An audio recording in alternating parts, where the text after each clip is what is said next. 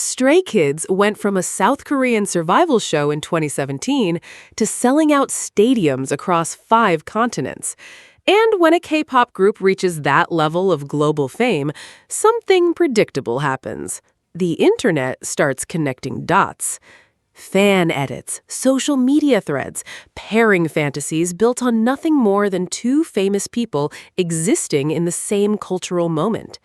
It's a phenomenon as old as celebrity itself, but the K-pop fandom has turned it into an art form. Here's what's interesting, though. The names that keep surfacing alongside Stray Kids members aren't random. They're some of the biggest female artists and entertainers in the United States.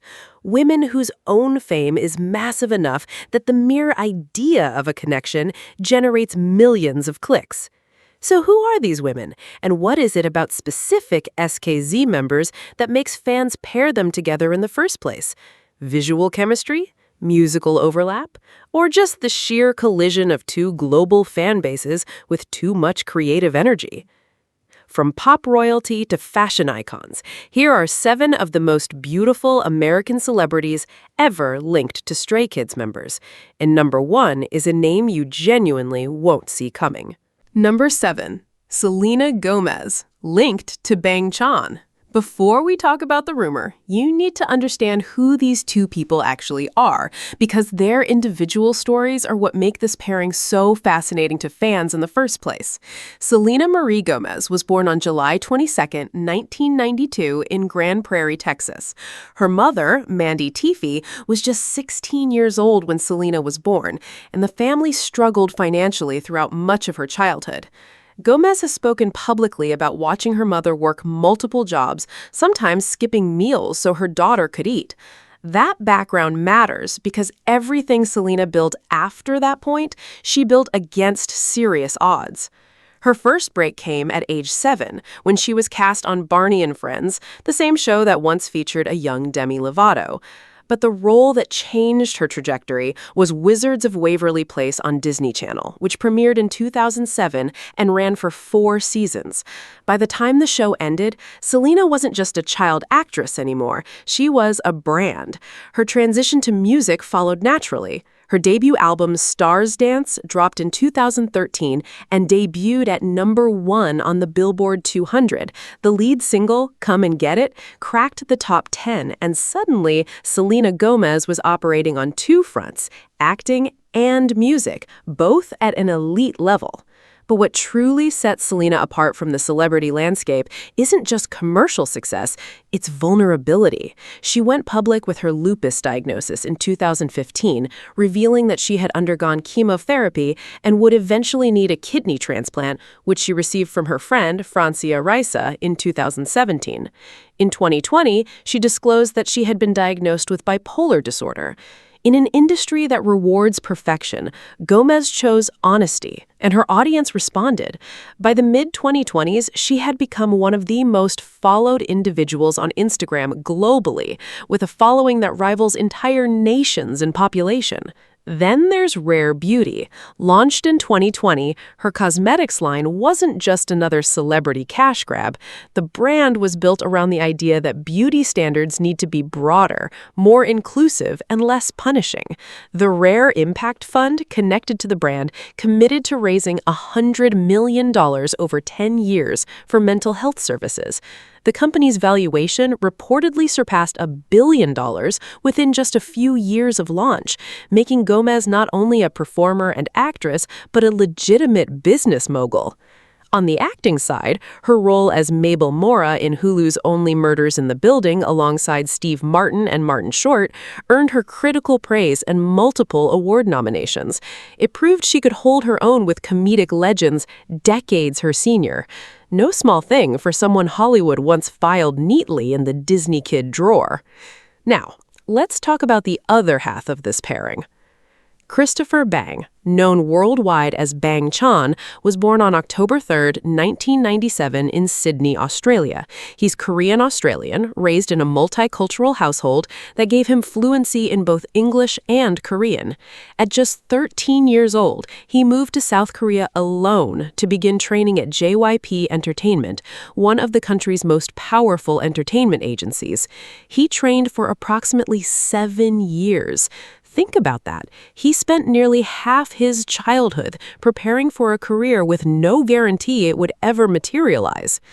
When Stray Kids finally debuted in 2018, Bang Chan wasn't just a member, he was the leader, the main producer, and one of the group's primary songwriters. The group's production unit, 3RACHA, consisting of Bang Chan, Changbin, and Han, writes and produces a significant portion of Stray Kids' music, a level of creative control that's unusual even by K-pop standards. This isn't a group that receives songs from a boardroom, they build them from scratch. It's a distinction that matters because it puts Bang Chan closer in creative DNA to Western artist-producers than to the typical idol archetype. And that creative DNA is exactly where the fan speculation takes root. Bang Chan is known for his live streams, originally called Chan's Room on VLive, now continued through other platforms, where he casually shares music he's been listening to, talks about his creative process, and connects with fans in a way that feels disarmingly unscripted. Over the years, he has referenced and played tracks from a wide range of Western artists during these streams. He's expressed genuine appreciation for American pop, R&B, and hip-hop, which has made fans hyper-attentive to any perceived connection between him and the Western artists he mentions, or interacts with even indirectly. Selena Gomez, meanwhile, has one of the most engaged fan bases on the internet. Her fans, self-identified as Selenators, are fiercely loyal and highly active on social media. Stray Kids' fan base, known as Stay, is equally massive and equally online.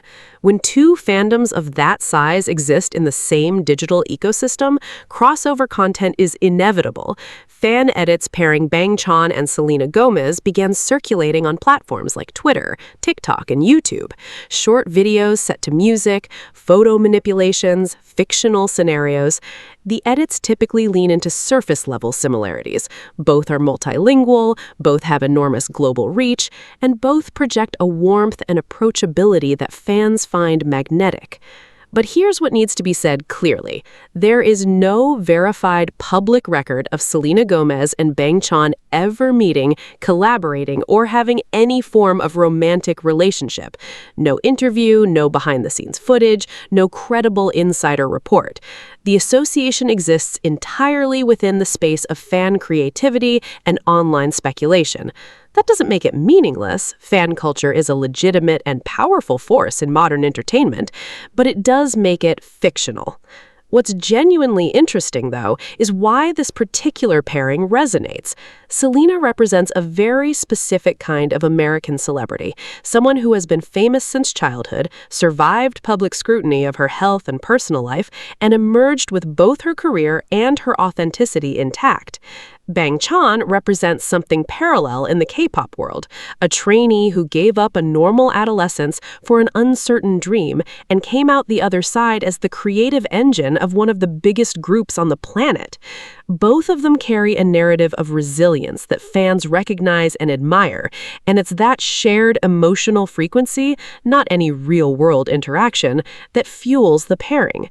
In the end, Selena Gomez and Bang Chan occupy similar positions in their respective industries, beloved, hardworking, and genuinely connected to their audiences. The fact that fans saw enough ground to imagine them together says less about any actual relationship and more about how global pop culture has become so interconnected that a kid from Texas and a kid from Sydney can end up in the same sentence and somehow it doesn't feel forced at all. But if you think a speculative pairing between two global superstars is interesting, wait until you hear which rising pop sensation fans decided to link with one of K-pop's most charming voices. Number 6. Olivia Rodrigo, linked to Felix. There's something almost poetic about this pairing. Two people born 3 years apart on opposite sides of the Pacific Ocean, both of whom became generational icons before they turned 25. And while they've never been romantically linked in any confirmed way, the reasons fans put them together reveal a lot about how modern celebrity culture works. Olivia Isabel Rodrigo was born on February 20th, 2003 in Temecula, California, a suburban city roughly 90 minutes southeast of Los Angeles. She's of Filipino-American descent, a background she's spoken about with pride in interviews, noting how her heritage shaped her identity growing up in a predominantly non-Filipino community. She started taking acting and singing lessons as a child, and by the time she was a teenager, she had already landed a recurring role on the Disney Channel series Bizaardvark, which ran from 2016 to 2019. It was a solid start, but it wasn't the role that would define her. That came in 2019, when she was cast as Nini Salazar Roberts in High School Musical, The Series on Disney+.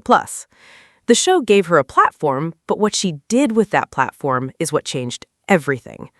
On January 8th, 2021, Rodrigo released Driver's License, a 4-minute ballad about heartbreak and a learner's permit that somehow captured an entire generation's emotional state during a global pandemic.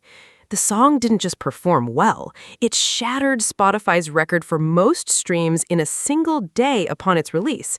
It debuted at #1 on the Billboard Hot 100 and stayed there for 8 consecutive weeks. Olivia Rodrigo was 18 years old. Her debut album, Sour, followed in May 2021 and debuted at #1 on the Billboard 200. The album blended pop punk, and alternative rock in a way that felt effortless. Songs like Good For You, Brutal, and Deja Vu each carved out their own identity while maintaining a cohesive emotional through line. At the 2022 Grammy Awards, Rodrigo won 3 trophies: Best New Artist, Best Pop Vocal Album, and Best Pop Solo Performance for Driver's License. She was 19. Her second album, Guts, arrived in September 2023 and once again debuted at #1. The lead single, Vampire, proved that Sour wasn't a fluke. Rodrigo could write razor-sharp lyrics, deliver them with genuine emotion, and do it all while sounding like nobody else on pop radio. The subsequent Guts World Tour sold out arenas across multiple continents, further cementing her as one of the defining artists of her generation. What makes Rodrigo particularly relevant in this conversation is her audience. Her fan base skews young, primarily Gen Z, and it's a fan base that's fluent in internet culture, deeply engaged with fan content creation, and accustomed to existing across multiple fandoms simultaneously. Many of Olivia Rodrigo's fans are also K-pop fans. That overlap is not coincidental, it's demographic. And when demographics overlap, fan creativity follows. Now, let's cross the ocean. Lee Yong-bak, known globally as Felix, was born on September 15, 2000 in Sydney, Australia. Like his groupmate Bang Chan, Felix is Korean-Australian, raised in an English-speaking environment with Korean cultural roots. He auditioned for JYP Entertainment during an open audition held in Australia, passed, and relocated to South Korea to begin training, a decision that required him to leave behind his family, friends, and everything familiar at a young age. Felix's journey within Stray Kids itself wasn't smooth. During the group's 2017 survival show on Mnet, he was eliminated partway through the competition. It was a devastating moment. Cameras captured his emotional reaction, and fans who had been following the show rallied around him. He was ultimately brought back into the group before the final lineup was confirmed, but that experience of near elimination became a foundational part of his public narrative. It gave him an underdog story that audiences connected deeply to. Within Stray Kids, Felix serves as a dancer and rapper, but what he's best known for, beyond his musical contributions, are 2 things: his voice and his face. Felix possesses an unusually deep baritone that contrasts sharply with his youthful, delicate appearance. It's a juxtaposition that genuinely surprises people hearing him for the first time. His natural freckles, which he initially felt self-conscious about, have become one of his most celebrated visual trademarks. In an industry where idols are often pressured towards a single standard of flawlessness, Felix's freckles became a symbol of individuality. Offstage, Felix is known for a personality that fans describe as warm, gentle, and genuine. He frequently shares videos and photos of himself baking, cakes, cookies, brownies, and his soft-spoken demeanor in behind-the-scenes content creates a sharp contrast with the intensity he brings to Stray Kids' performances. That duality, powerful on stage, tender off, has made him one of the group's most popular members internationally. He has appeared at fashion events and attracted attention from global brands, positioning him at the intersection of Kpop, fashion, and social media influence. So, why did fans pair Felix with Olivia Rodrigo? The answer lies in generational alignment. Both artists emerged as defining figures for the same age group at roughly the same time. Olivia Rodrigo's sour era and Stray Kids' explosive international growth in 2021 and 2022 happened in parallel. Fans consuming both artists' content were often the same people, scrolling through the same feeds, participating in the same online spaces. When you admire two artists simultaneously and both happen to be young, attractive, and culturally dominant, the imaginative leap to pairing them together is almost automatic. Fan edits featuring Felix and Olivia Rodrigo typically play on aesthetic compatibility, her moody, emotionally raw artistic image alongside his visual softness and deep voice. Some edits set clips of Felix to Rodrigo's music. Others create fictional photo montages. The content is creative, sometimes elaborate, and always clearly rooted in fan imagination rather than reality. Because the reality is straightforward. There's no documented evidence that Olivia Rodrigo and Felix have ever met, spoken, or interacted in any public setting. No interviews reference each other, no social media exchanges exist in the public record. The pairing is entirely a product of two massive fan bases colliding in digital space and finding the combination appealing. And honestly, that's what's worth discussing. The Olivia-Felix pairing isn't about gossip or scandal. It's about how two artists from completely different musical ecosystems, American pop rock and Korean pop, can occupy the same emotional territory for millions of young fans worldwide. It reflects a generation that doesn't see cultural boundaries the way previous generations did. To them, a heartbreak anthem from a Filipino-American girl in California and a deep-voiced dancer from Sydney performing in Seoul aren't separate worlds. They're the same playlist. That fluidity, that willingness to blur lines between cultures, languages, and industries is exactly what sets the stage for our next entry, where fans paired one of pop music's fastest rising stars with one of K-pop's most visually striking performers. Number 5. Sabrina Carpenter, linked to Hyunjin. If you were looking for a pairing that makes sense on a purely visual and stylistic level, this might be the one. Two performers who treat fashion as a second language, who understand that stage presence isn't just about sound, it's about the entire picture. Fans noticed, and they ran with it. Sabrina Annlyn Carpenter was born on May 11, 1999, in Quakertown, Pennsylvania, a small borough about 60 miles north of Philadelphia, with a population that barely cracks 9,000. It's not exactly the kind of place you'd expect to produce a future pop star. But Carpenter didn't wait for the industry to find her. She started posting singing covers on YouTube before she was a teenager, building a small but loyal following, one video at a time. That early self-starter mentality is something that shows up again and again throughout her career. She's never been the kind of artist who waited for permission. Her first significant break came in 2014, when she was cast as Maya Hart on Girl Meets World, the Disney Channel sequel to the beloved 90s sitcom Boy Meets World.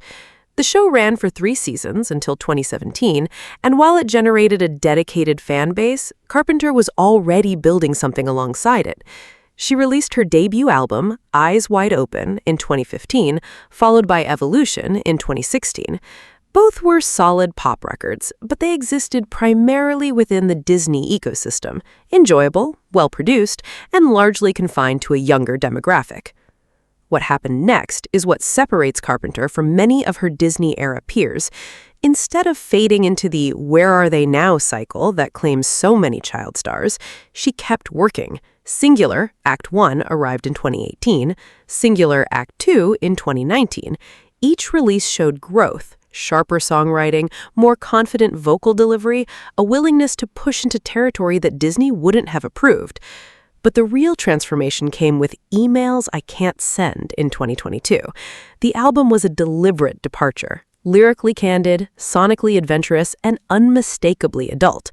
The track Nonsense became a fan favorite not just for its catchy production, but for the improvised and often hilariously suggestive outros Carpenter performed at live shows, a move that showcased a comedic timing most pop stars simply don't have. Then came 2024, and Sabrina Carpenter went from rising artist with a cult following to global pop phenomenon almost overnight. Espresso, a breezy, hook-driven track built around a deceptively simple metaphor, became inescapable. It reached #1 in multiple countries and embedded itself into internet culture with a speed that even veteran hitmakers would envy. The follow-up single, Please, Please, Please, debuted at #1 on the Billboard Hot 100. Her album, Short and Sweet, debuted at #1 on the Billboard 200.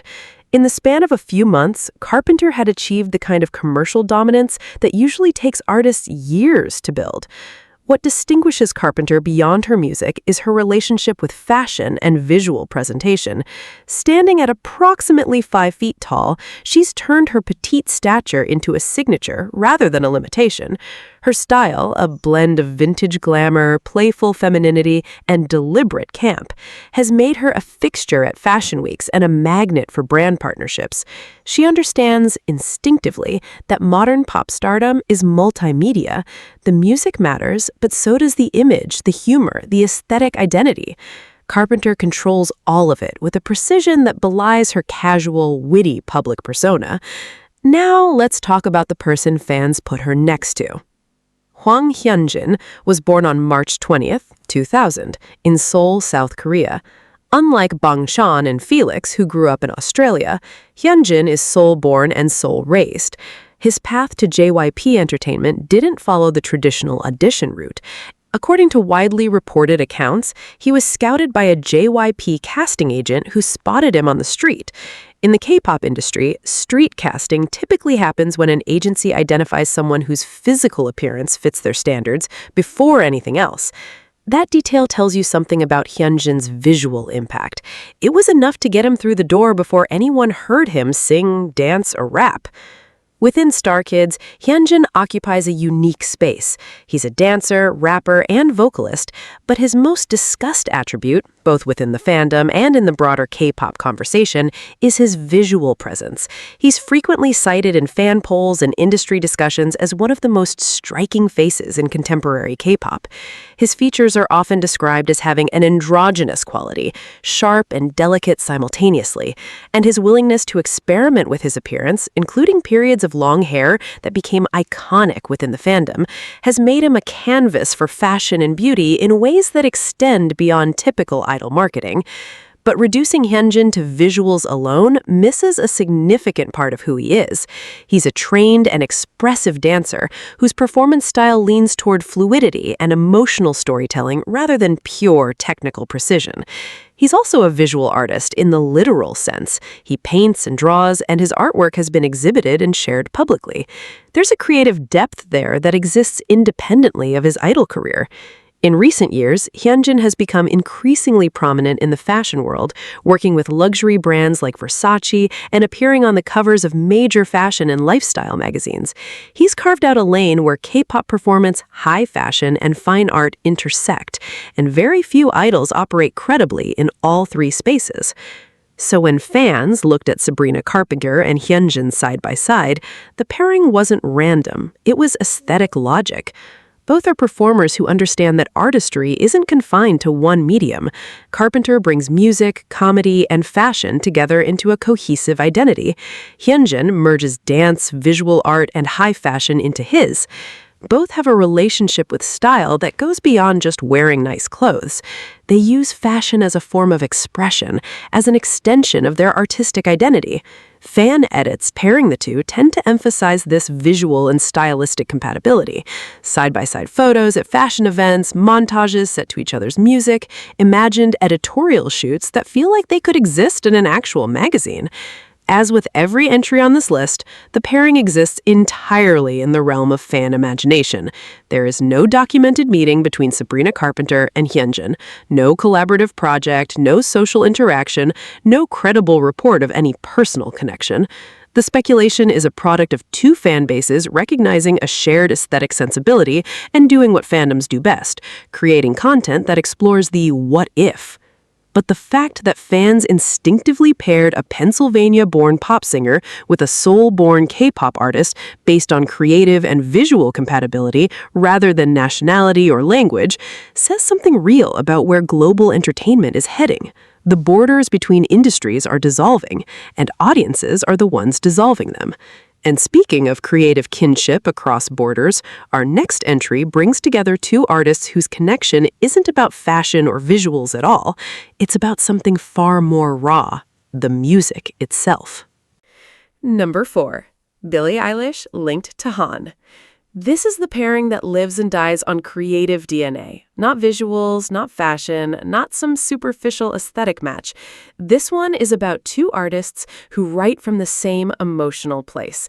A place most people don't talk about publicly, let alone turn into music that millions of people connect with.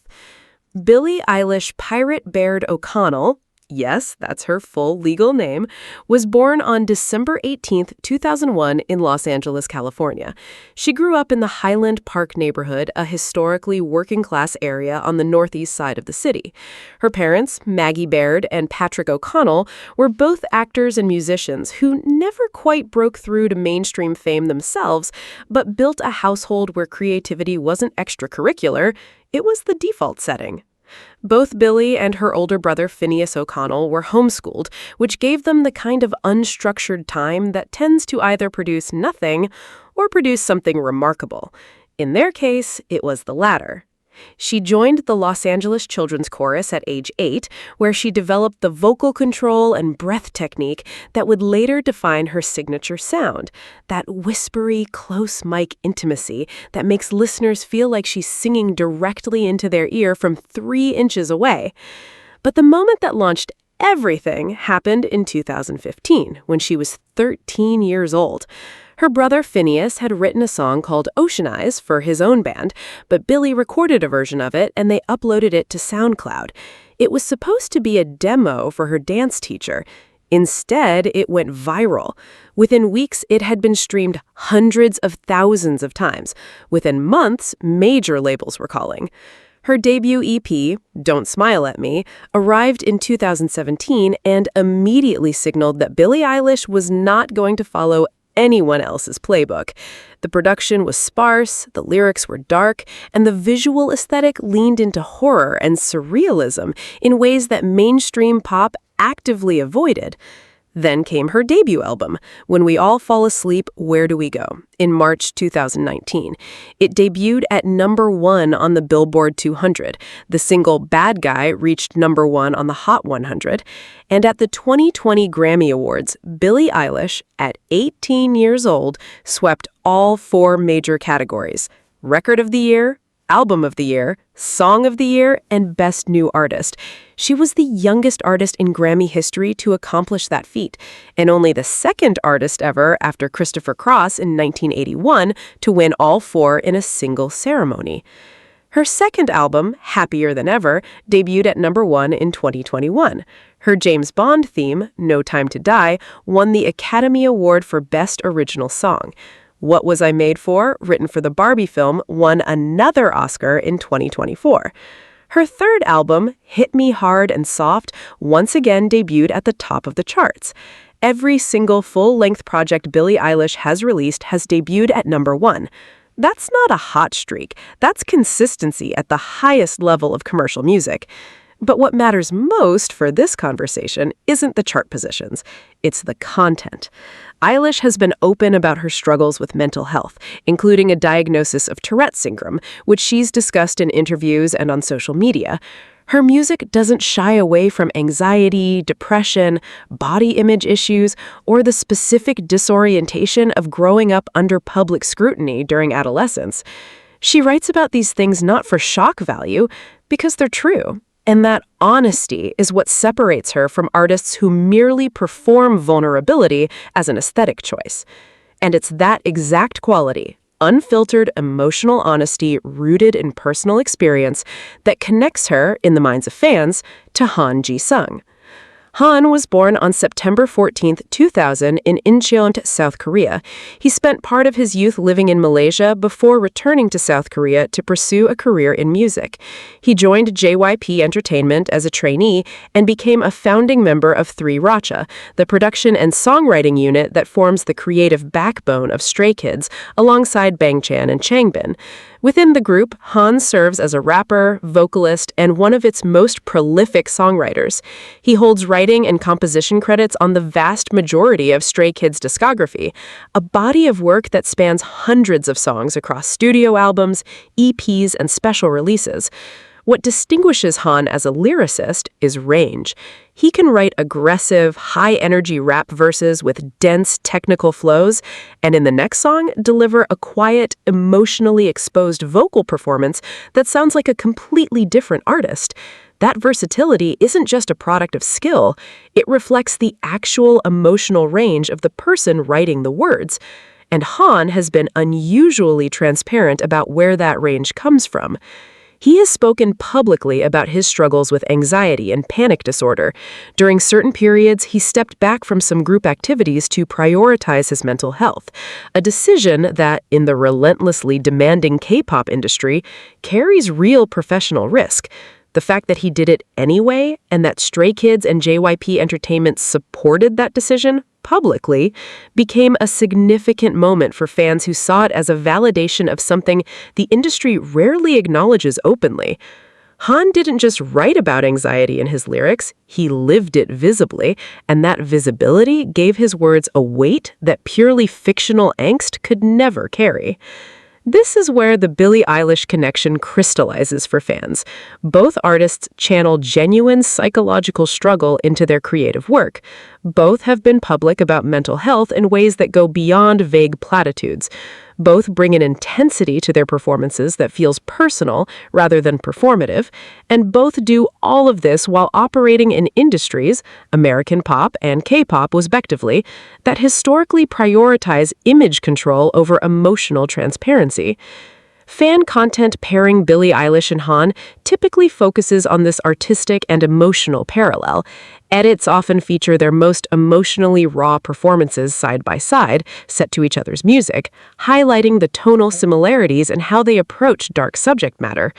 Some fans have imagined hypothetical collaborative tracks, speculating about what a song co-written by Eilish, Phineas, and 3RACHA might sound like.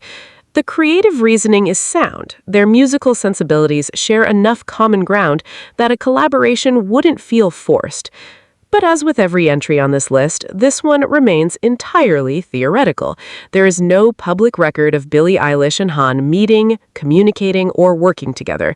No social media interaction, no confirmed mutual acknowledgement, no industry event where their paths visibly crossed. The pairing is a fan construction, built on real artistic parallels, but imagined in its personal dimension. Still, of all the pairings we've covered so far, this one feels the most creatively plausible. Not as a romance, but as a collaboration that, if it ever happened, might actually produce something genuinely powerful.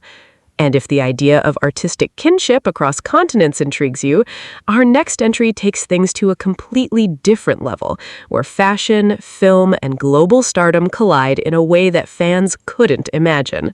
Number 3, Zendaya, linked to Hyunjin. This is the pairing where the fashion world does all the heavy lifting. Two people who don't just wear clothes, they transform them into statements, into performances, into entire narratives delivered without a single word. When fans put these two names together, they weren't thinking about music. They were thinking about what it looks like when two of the most visually commanding people in entertainment exist in the same frame. Zendaya Marie Stormer Coleman was born on September 1, 1996, in Oakland, California. Her father, Kazembe Ajamu Coleman, is African American, and her mother, Claire Stormer, is of German and Scottish descent. Both of her parents were teachers, a fact that's easy to overlook but worth noting because Zendaya's discipline, her precision, and her ability to study a craft and execute it at the highest level didn't emerge from nowhere. It came from a household that valued learning. She grew up immersed in performance. She attended the Oakland School for the Arts, performed with the California Shakespeare Theater, Cal Shakes, and studied at the American Conservatory Theater. By the time Hollywood found her, she'd already been trained in a classical tradition that most child actors never encounter. That foundation shows in everything she's done since. Her first national exposure came in 2010 when she was cast as Rocky Blue on Disney Channel's Shake It Up, a dance-themed comedy she co-led with Bella Thorne.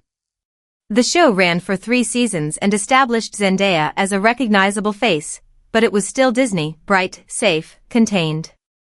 In 2013, she appeared as a contestant on Dancing with the Stars at just 16 years old and finished as runner-up, demonstrating a poise under pressure that seemed to belong to someone twice her age.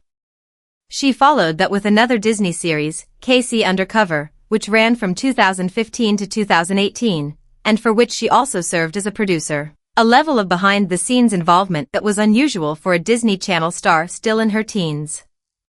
But the transition from Disney star to serious actress is one of the most difficult moves in Hollywood. The list of people who attempted it and failed is considerably longer than the list of those who succeeded. Zendaya didn't just succeed, she made it look effortless. In 2017, she appeared as MJ in Spider-Man: Homecoming, a role she reprised in Far From Home and No Way Home. The Marvel Cinematic Universe gave her global visibility, but it was HBO's Euphoria that gave her credibility. Cast as Rue Bennett, a teenager struggling with drug addiction, Zendaya delivered a performance so raw and controlled that she won the Primetime Emmy Award for Outstanding Lead Actress in a Drama Series in 2020. She was 24 years old, making her the youngest winner in that category's history. She won the Emmy again in 2022, proving the first wasn't an anomaly. Her film work continued to expand with Denis Villeneuve's Dune and Dune, Part 2, where she played Cheney, and Luca Guadagnino's Challengers in 2024, a film that earned her some of the strongest reviews of her career. And then there's fashion. This is where Zendaya operates on a level that very few celebrities, in any industry, in any country, can match.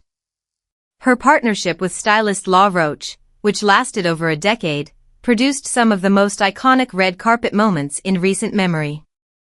Every appearance was conceptual. A Cinderella-inspired Tommy Hilfiger gown at the Met Gala.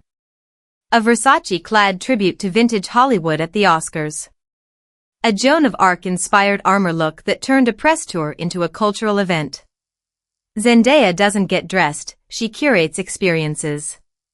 Her ambassadorships with luxury houses like Valentino, Bulgari, and Louis Vuitton aren't just endorsement deals, they're creative partnerships built on the understanding that she elevates the brand as much as the brand elevates her. Now, Hyunjin. We've already established Hyunjin's background in the previous entry, but what matters here is a different dimension of who he is. Within the K-pop industry, plenty of idols are called visual members. It's a formal position in many groups, designating the member considered most physically striking. But Hyunjin has pushed beyond that label in ways that are genuinely distinct. His relationship with fashion isn't passive, he doesn't simply model what stylists hand him. Hyunjin engages with fashion as an artistic medium. His role as a brand ambassador for Versace placed him in direct conversation with one of the most storied luxury houses in the world, And his appearances at fashion events have drawn attention not just from K-pop fans but from fashion industry professionals. He's appeared on the covers of major publications like Vogue Korea and W Korea in editorials that lean into high-concept, artistic visual storytelling rather than conventional idol promotion. Then there's his work as a visual artist. Hyunjin paints, not as a casual hobby mentioned once in a variety show, but as a sustained creative practice.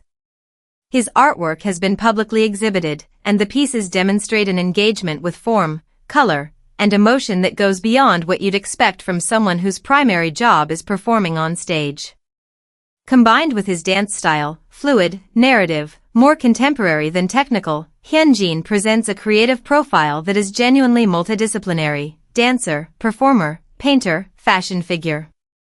This is exactly where the Zendaya connection ignites in fans' minds. Both Zendaya and Hyunjin treat their public appearances as extensions of their artistry. Both have the rare ability to make a red carpet, a magazine cover, or a fashion show feel like a performance rather than a transaction. Both carry an elegance that reads as natural rather than manufactured, a quality that's surprisingly difficult to fake and immediately obvious when it's authentic. And both operate at the intersection of their primary industry and the fashion world in ways that are creatively substantive rather than purely commercial. Fan edits pairing the two lean heavily into this visual overlap. Side-by-side comparisons of their most striking fashion moments. Imagined editorial concepts featuring both of them.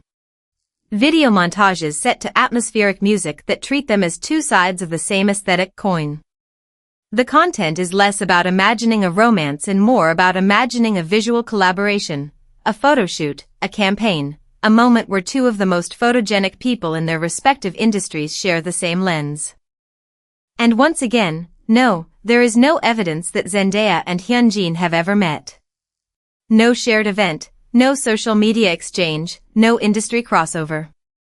The connection is built entirely on fan creativity and a shared observation that these two people exist on a similar frequency of visual impact and artistic intentionality. But if a fashion-forward pairing caught your attention, our next entry shifts the focus back to music and introduces a name whose combination of beauty, vocal talent, and internet-breaking popularity made fans pair her with one of Stray Kids' most internationally beloved members. Number 2, Madison Beer, linked to Felix. Some people spend years building a music career from the ground up, writing songs, playing small venues, slowly earning an audience one listener at a time. Madison Beer's story started with a single tweet from the most famous pop star on the planet, and then she spent the next decade proving she was more than that moment. It's a career arc that's more complicated and more impressive than most people realize. Madison L. Beer was born on March 5, 1999, in Jericho, New York, a hamlet on Long Island about 30 miles east of Manhattan. She grew up in a Jewish household with her parents, Robert and Tracy Beer, and began posting singing covers on YouTube as a young teenager, the same grassroots strategy that launched several other artists of her generation. But what happened next wasn't grassroots at all. In 2012, when Beer was 13 years old, Justin Bieber, at that point one of the biggest musicians alive, tweeted a link to her cover of Etta James at last to his tens of millions of followers. Overnight, her view count exploded. Within a short period, she had a recording contract with Island Records and a level of public attention that most adult artists never achieve. Here's where the story gets more interesting than the fairy tale version suggests. That initial wave of attention came with a cost. Beer was immediately categorized, by the media, by industry insiders, by online commentators, as the girl Justin Bieber discovered. It was a label that reduced her entire identity to a single moment of external validation. Worse, because she was young, conventionally attractive, and had gained fame through social media rather than through traditional industry channels, she was frequently dismissed as a product of looks and luck rather than talent. The assumption was that she was a manufactured moment, not a real artist. Her debut single, Melodies, came out in 2013, but the momentum from the Bieber tweet didn't translate into sustained commercial success in the way the industry expected. She was eventually dropped by Island Records, a setback that, for a teenager already navigating public scrutiny, could have been career-ending. Instead, Beer did something that reveals more about her character than any viral moment could. She kept writing. She rebuilt independently. Her 2018 EP, As She Pleases, was released without major label backing and showed a clear evolution in her songwriting and sonic identity. The production was darker, more atmospheric, influenced by artists like Lana Del Rey, a comparison Beer has acknowledged openly. But it was her debut album, Life Support, released in 2021, that fundamentally changed the conversation around her. She co-wrote every track on the album.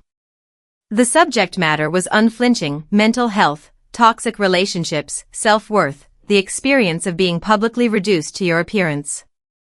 Beer has been open about her diagnosis of borderline personality disorder, discussing it in interviews with a directness that pushed back against the very image people had projected onto her. Life Support wasn't just a good album, it was an argument, delivered in song form, that Madison Beer had always been more than the narrative assigned to her. Her second album, Silence Between Songs, followed in 2023 and continued that trajectory: introspective, sonically cohesive, and lyrically personal. Critics who had once overlooked her began acknowledging the depth of her work. There's another dimension to Madison Beer's career that's directly relevant to this list: her actual, verifiable connection to K-pop. In 2018, Riot Games, the company behind League of Legends, launched K/DA, a virtual pop group featuring real vocalists performing as animated characters. Beer provided the vocals for the character Evelyn, alongside IDLE members Mayan and Soyeon, as well as Jira Burns. Their debut single, Pop/Stars, was released alongside a performance at the League of Legends World Championship and accumulated hundreds of millions of views. It was a genuine crossover between Western pop and K-pop, and Madison Beer was part of it. That collaboration means she isn't just a name fans randomly attached to the K-pop world, she has an actual professional footprint within it. Then there's the conversation about her physical appearance, which, whether she wants it to be or not, has become a cultural phenomenon in its own right. Madison Beer's face has been the subject of widespread online analysis, with viral discussions about facial symmetry and proportionality turning her into a reference point in beauty standard conversations across social media. While the scientific validity of reducing beauty to mathematical ratios is debatable, the cultural impact is not. Beer's appearance has been discussed, dissected, and referenced millions of times, making her one of the most recognized faces of her generation in a very literal sense. Now, Felix. We covered Felix's background in detail earlier, but what matters in this pairing is the specific dynamic fans are responding to. Felix is, by broad consensus, one of the most visually celebrated members of Stray Kids.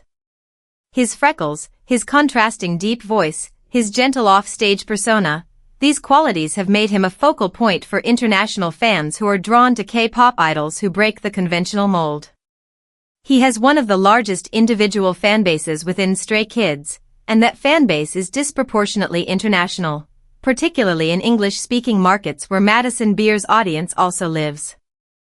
The pairing logic here is rooted in something specific: the gap between perception and reality. Both Madison Beer and Felix have, at various points in their careers, been defined primarily by how they look. Beer spent years fighting the assumption that her career was built on appearance rather than artistry. Felix exists in an industry where the visual label, while complementary, can sometimes overshadow a performer's musical and creative contributions. Both have responded to that dynamic by consistently demonstrating depth, Beer through her songwriting and candor about mental health, Felix through his performances, his warmth with fans, and his role within Stray Kids' broader creative identity. Fan edits pairing the two tend to lean into visual aesthetics. Their respective looks, styled side by side, create a combination that fans find compelling. But some fan content goes deeper, drawing parallels between their shared experience of being underestimated, of being seen before being heard. That thematic resonance gives this pairing a layer beyond surface-level attractiveness. And again, there is no confirmed relationship, meeting, or interaction between Madison Beer and Felix. No interview, no event, no social media exchange in the public record. The pairing is entirely fan-generated. But Beer's real-world involvement with K/DA means she occupies a unique position on this list. She is the one entry with an actual, documented professional connection to the K-pop industry, even if that connection doesn't extend to Stray Kids specifically. Of all the names we've covered, none of them prepared you for number one. Because the artist at the top of this list isn't just famous, she's one of the best-selling musicians in human history, and the idea of her name appearing alongside a Stray Kids member is the kind of thing that makes you pause and ask, how did we get here? Number 1, Ariana Grande, linked to Bang Chan. Here's a name that needs no introduction, and yet, when you see it next to a Stray Kids member, it still stops you in your tracks. Because we're not talking about a rising star or an emerging talent. We're talking about one of the most commercially dominant vocalists of the 21st century, a woman whose career statistics read less like a pop resume and more like a historical record. And somehow, fans found a way to put her in the same sentence as Bang Chan. Ariana Grande Butera was born on June 26, 1993, in Boca Raton, Florida. She's of Italian descent, Sicilian and Abruzzese on both sides of her family, and she grew up in a household where performance wasn't an aspiration, it was practically inherited. Her mother, Joan Grande, was the CEO of a communications company, and her half-brother, Frankie Grande, would go on to become a performer and producer in his own right. But Ariana was the one the spotlight found earliest. She began performing in community theater at age 8, and by 15, she had landed a role in the Broadway musical 13, not a leading part, but a Broadway credit before you can legally drive a car is not something that happens to ordinary teenagers. Her transition to television came through Nickelodeon. In 2010, she was cast as Kat Valentine on Victorious, a musical comedy series that ran until 2013 and spawned the spin-off Sam and Cat, which aired for one season in 2013 and 2014. The role gave her national visibility and a built-in young audience, but even then, it was obvious that acting was the vehicle, not the destination. Ariana Grande's voice was the destination. And what a voice! Grande possesses a 4-octave vocal range that has drawn comparisons to Mariah Carey, a comparison that, in the music industry, is not made casually. Her ability to move between a warm, controlled lower register and a crystalline whistle register gives her a technical toolkit that very few contemporary pop artists can match. It's not just range for the sake of range, it's range deployed with precision, emotion, and an instinct for melody that makes complex vocal runs sound effortless. Her debut album, Yours Truly, dropped in 2013 and debuted at number 1 on the Billboard 200. The lead single, The Way, featuring Mac Miller, cracked the top 10 on the Hot 100, signaled that Grande was entering the pop landscape not as a former child actress trying music, but as a vocalist who happened to have started in acting. Then came My Everything in 2014, another number 1 debut, anchored by hits like Problem, Break Free, and Bang Bang. Dangerous Woman followed in 2016.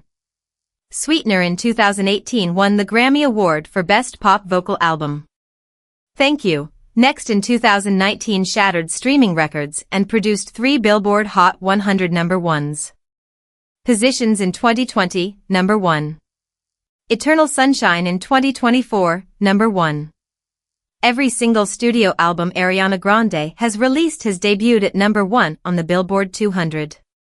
That is a level of commercial consistency that places her in a category reserved for a handful of artists in the entire history of recorded music.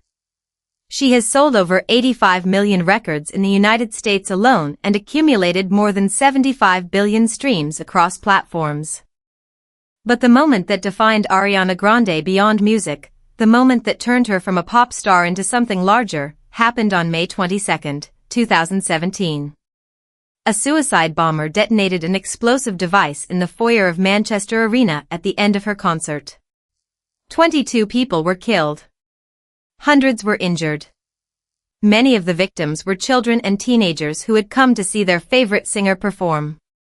It was the deadliest terrorist attack in the United Kingdom since the 2005 London bombings. Grande could have retreated. No one would have blamed her. Instead, 2 weeks later, she returned to Manchester and organized the One Love Manchester benefit concert, performing alongside artists like Stevie Wonder, Coldplay, Miley Cyrus, and Katy Perry. The event raised over $23 million for the victims and their families. She was later made an honorary citizen of Manchester, the first person to receive the honor since its inception. In interviews afterward, Grande spoke about the post-traumatic stress and anxiety she experienced in the wake of the attack, adding her name to the growing list of public figures who have used their platform to normalize conversations about mental health rather than performing in vulnerability.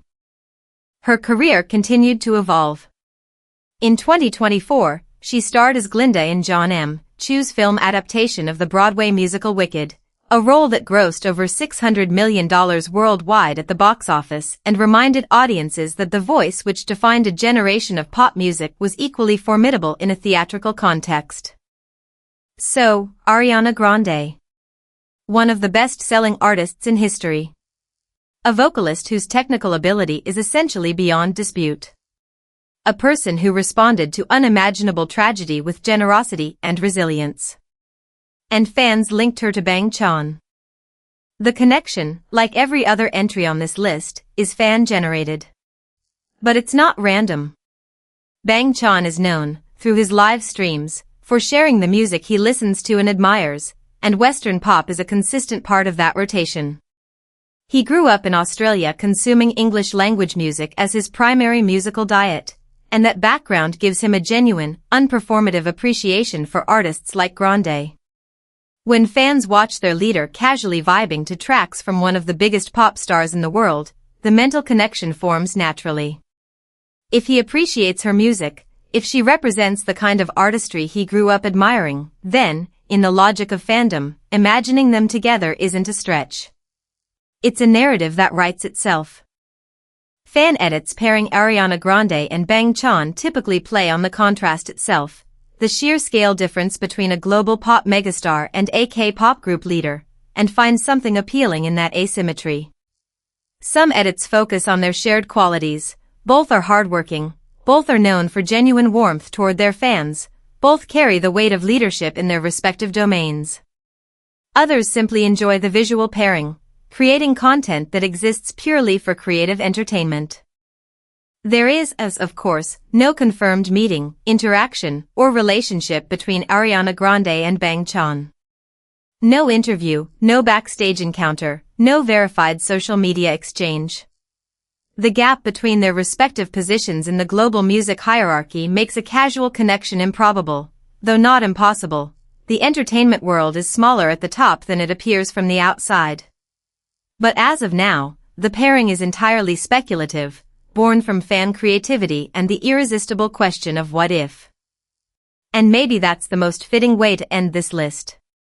Because the fact that fans can imagine a connection between one of the best-selling musicians of all time and the leader of a South Korean group that didn't exist a decade ago tells you everything you need to know about where Stray Kids stand in the global conversation. They're not just K-pop idols anymore. They're names that fans place alongside the biggest artists on the planet, and increasingly, it doesn't feel like a reach. From Selena Gomez to Ariana Grande, these 7 names represent something bigger than fan edits and social media speculation. They represent the moment when K-pop stopped being a niche genre and became part of the global celebrity conversation, the same conversation that includes Oscar winners, billion-dollar entrepreneurs, and the best-selling vocalists in recording history. But let's be honest about what this list is and what it isn't. None of these pairings are confirmed relationships. None of them are based on leaked photos, insider reports, or verified personal connections. Every single entry exists because fans, creative, passionate, globally connected fans, looked at the members of Stray Kids and saw artists worthy of standing alongside the biggest names in American entertainment. That's not gossip. That's recognition. And the fact that those imagined pairings don't feel absurd anymore? That tells you exactly how far Stray Kids have come. A decade ago, pairing a K-pop idol with Ariana Grande or Zendaya would have felt like a fantasy from a completely different universe. Today, they perform in the same stadiums, walk the same fashion weeks, and trend on the same platforms. The distance between these worlds is shrinking every year, and the fans are the ones closing it.